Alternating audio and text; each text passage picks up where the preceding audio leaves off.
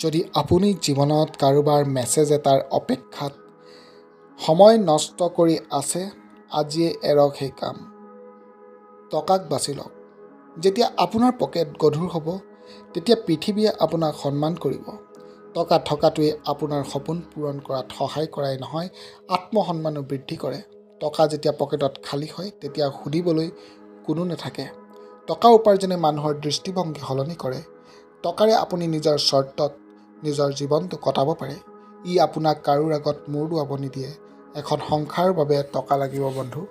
আজি টকাৰ পিছত লাগি থাকিলে পিছত আপুনি কাৰো ওচৰত হাত পাতিব লগা নহয়। আপোনাৰ জীৱনৰ বাবে স্পষ্ট আৰ্থিক লক্ষ্য নিৰ্ধাৰণ কৰক। আন কাৰোবাৰ পিছত সময় নষ্ট কৰাৰ পৰিৱৰ্তে নিজৰ সফলতাত মনোনিৱেশ কৰক।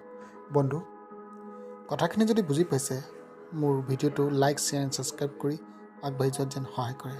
ধন্যবাদ।